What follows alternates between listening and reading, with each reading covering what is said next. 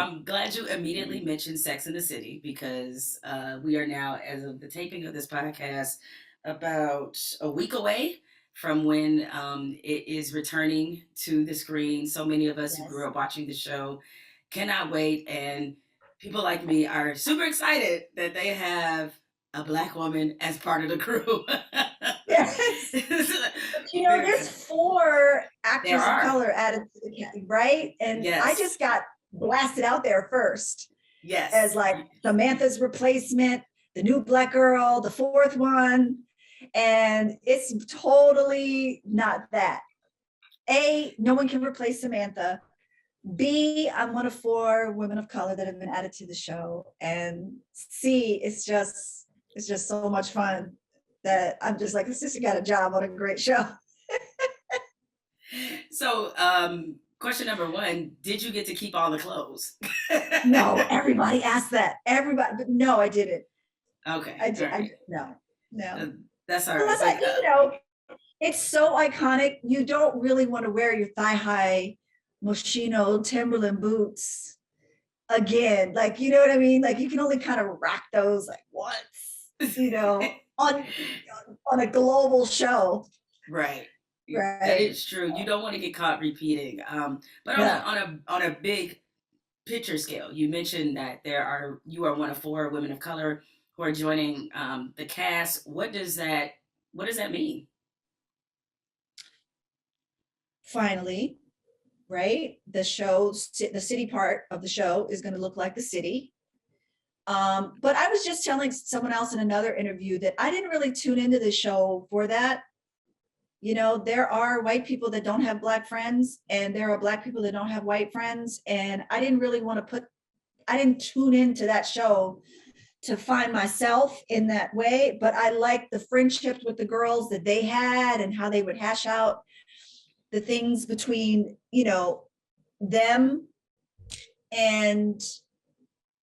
But after a while, when they started to add in characters here and there, I thought, okay, well, then you can do better. You're going to have to fully realize these characters. And that's what they did. Every one of us that has joined the cast, we have full lives. We are dynamic. We're not just crossing frame. They're really trying to do it right in this 30-minute format. I mean, we're not going to discuss the 1619 project. That's not going to happen in the show. That was never the point of the show anyway. No, but what Michael Patrick King and that writer's room has been trying to do is like letting actual things that happen between white people and black people, like ordering coffee or making a new mom friend and going to that kid's birthday party. Those are the kind of places where they see how all the critical race theory actually happens in real life. That it's not always conflict, but it's uncomfortable and it's fixable and massageable and healable. Like these little moments of where the humanity can, override the situation, and we can come to a moment in this moment. We're not going to solve everything, but we can have this moment and stay on brand with the show. You know what I mean? You'll still end up laughing at something that's very real and finding a way maybe to move through it in your own life.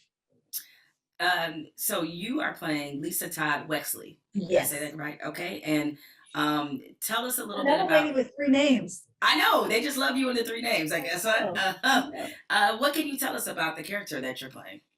Nothing. I mean, what does she do for a living? How about that? Okay.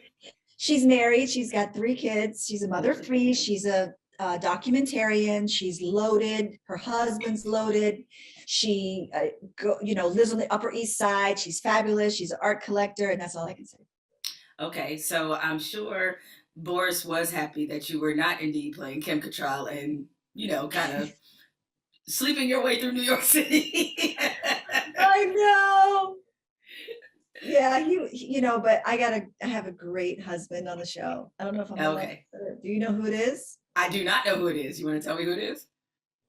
Oh, get in trouble. My phone might be blowing up. Okay, is it somebody we will recognize? Yes.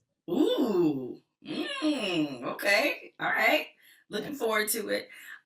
Well, can you at least tell us this, or tell me this? I shouldn't say us, but us by extension of the audience. What similarities would you say you have with your character, and what differences would you say that you have? Similarities would be I love living in New York. I used to live here, and she's a diehard New Yorker. So I just got all her New York beats. Okay. Where we're different is tax bracket. Okay. Oh wow. All right. Like she's that lady. Yes. Okay. All And right. yet it's her normal. That's what I love. It's like they didn't create, oh, let's create the positive, rich, affluent Black lady and then just have her say vapid, weird things. No, this is that Black lady that is rich, that is a global citizen, that does know what's going on in the world and has fabulous friends and is a real person. So I loved it. Mhm. So, how did this all come about? The regular old audition process. I was shooting something else, and my agents were like, this is the last day they're reading for this role. I know we haven't been able to schedule it with your other show. And I was like, okay, I'll do it. And I had to find like a hot spot in my dressing room. I was shooting in a studio in Brooklyn and flip open the laptop and auditioned on like a Zoom. And then like people knocking at the door because they needed me on set. And I got the part. I was Oh like, wow. yes, it Well, really it's happened. it's really interesting because I look at you, I look at Gabrielle Union, I look at Regina Yeah. Hall, Sanaa Lathan.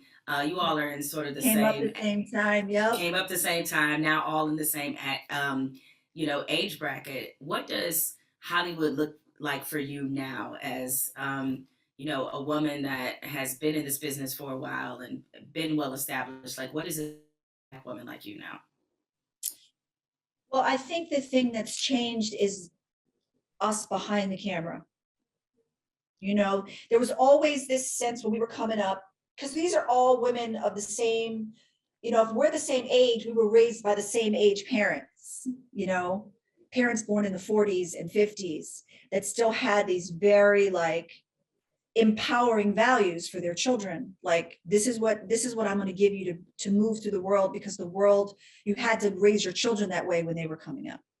So we all have this strength of character. I think it's no mistake that we're all still working, that the industry didn't break us in half, no matter how much you tried.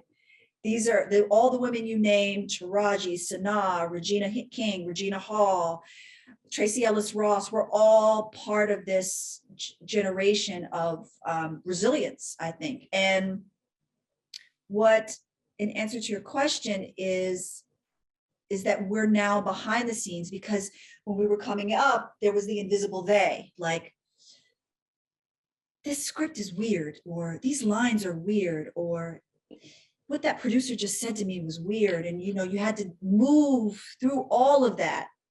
But now you know that there's an executive that looks like you. There's a women or men in the writer's room that have your voice or your ear. So when you have a concern, you feel a little bit more protected, a little bit more advocacy, a little bit more well-roundedness in the characters. When you read a script and you're like, she wouldn't say that. Nobody would say that. Just a normal actor response to something that has a deeper meaning for you. There is somebody to turn to get it, to hash it out with. And before, everything always felt like a revolutionary act. A line change, a wardrobe change, a character question, a pay raise. Everything felt like so hard to accomplish. And now it's still hard, but there's more representation on the whole aspect of the industry.